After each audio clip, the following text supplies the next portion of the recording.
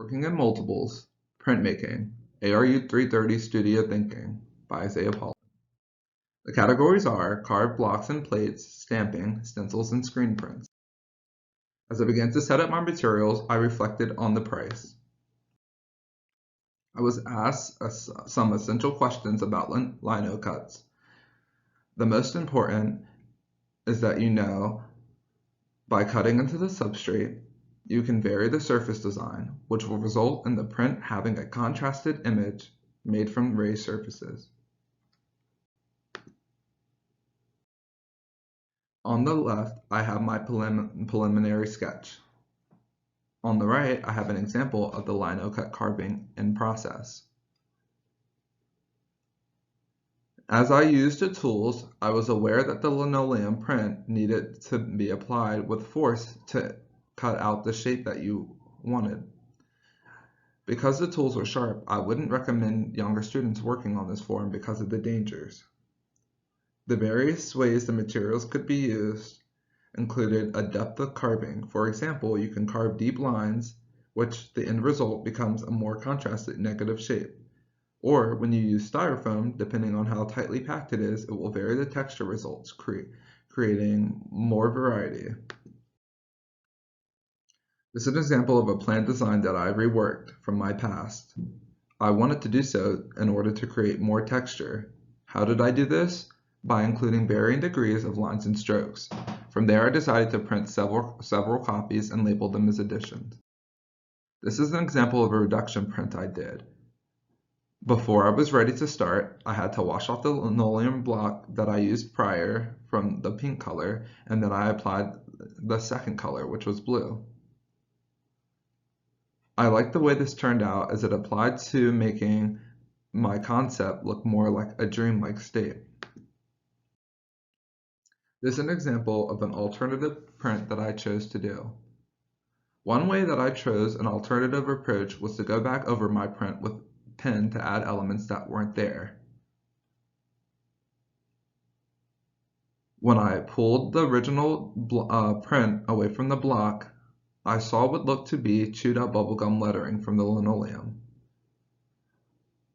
I wanted to pull that out of the piece, so I decided to use an ink gel medium to trace over the letters to make them slightly more legible. In the end, I am glad that I kept working at this piece.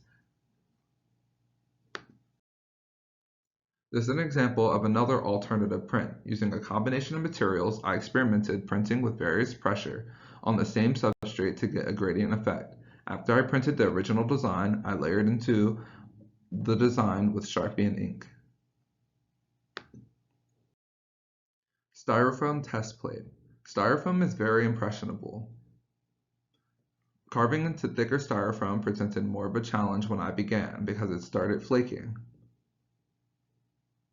Because it is cheap and easy to access and relatively safe, I would recommend this for younger students. The visual effect of styrofoam creates smaller shapes that result in a more processed yet natural feel that reminded me of a beehive. This is an example slide of the test prints that I did when beginning this process. I first laid out a small sliver of ink on my inking pad. I used a brayer until it sounded tacky to spread it on my inking tray. Second, I used a brayer to ink the surfaces of the styrofoam blocks onto the linoleum block. While printing, I accidentally got ink where it didn't belong in the middle picture, so I took the necessary precautions to clean it up before it affected my print substrate. I wanted to experiment with how much pressure affected the print, so to my surprise, more pressure resulted in even more distribution of the ink onto the paper. This is an example of a planned design. First, I sketched out my design for the styrofoam. Using a more compacted and slender substrate, I then transferred my design and followed the same procedures for inking as the linoleum and styrofoam prints I did before. This one varies because I utilized a different colored paper to create more contrast with the design, and I stacked two designs of the same design on top of each other. This is the beginning of stamping. One of the most important essential questions was how did the materials and tools interact with one another? When I was using the materials, for example, the potato would uniquely interact with the ink. The potato soaked up the ink and got more coverage than the pepper or the elf ears. I think it's also important to notice that printing with the paint was easier to clean up, but the viscosity of the acrylic paint was looser compared to the ink. The vegetables that I used, the first one is the potato.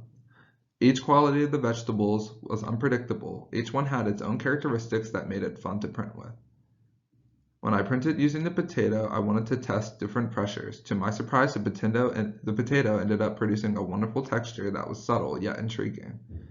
When I used the peppers, it reminded me of how that some cultures might use the foods, fruits, and vegetables they like to eat with to print and make art.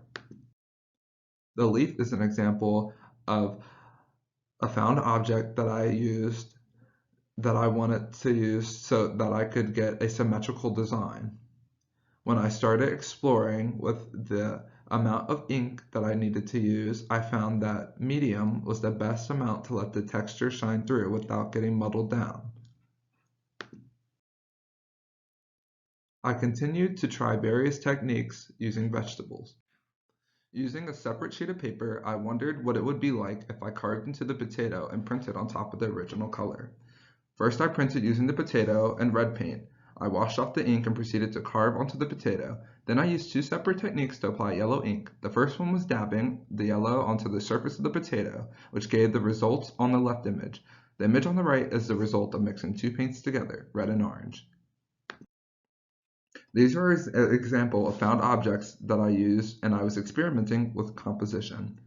The left image is an example of a penny print. As you can see how the fingerprints follow in a single file down the page, it creates a unique composition. The elf ear print creates a unique composition of, as I like to call it, clown faces. This is an example of the stamp that I made in the middle of the screen. The middle image is a wooden block used with a cutout shape of styrofoam taped to it as the main matrix to print with. On the left, I used two separate techniques. The first one on the left is the Breyer applied technique, which covered more of the substrate and printed more. On the right, I used the potato, which created a more wet and loose effect. Some of the stencil essential questions. The most important stencil essential question was, how might you use these approaches to make prints based on different open-ended themes?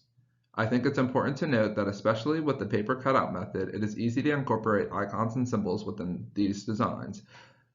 Both ways are a great way to get a personal styled icon. However, with the use of modern technology, creating stencil art from vector images is easier than ever. You can make stencil images that pertain to a certain theme or topic. As I began the paper stencil screen print method, the lack of access to having most of the screen printing materials, I needed to enlist some help from two of my communication design professors. Some of the materials that I used was a Cricut machine, 3 screens, 3 colors of ink, squeegee, tape, and paper. As I began to test out my own paper stencil cutout, I selected a yellow paper for contrast and a white paper. I selected my materials and a brush so that I could apply several thin, lightly applied layers of ink. The first method I chose was a straight up and down stipling technique to apply ink over the stencil and fill in open areas. To do so that I wouldn't get paint underneath the edges of the stencil. In between inks, I washed out my brush and waited to let the paint dry. I would then repeat the process until I was satisfied with the end result.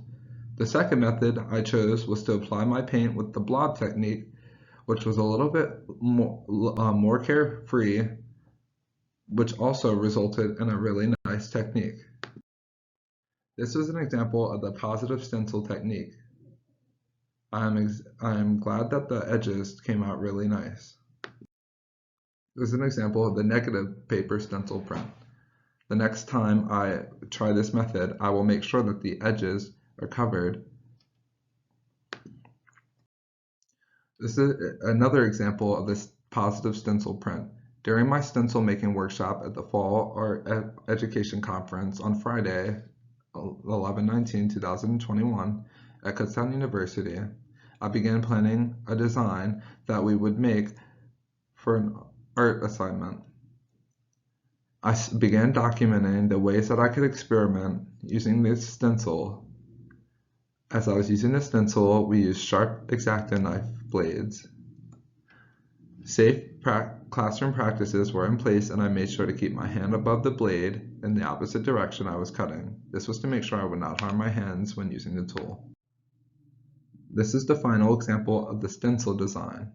We thoughtfully, carefully planned where we wanted the stencils and painted them on top of the design. This is an example of the paper stencil screen printing that we used. By helping two of my communication design professors, I was able to help them during their workshop. The example on the left, the top left, is an example of us flooding the screen.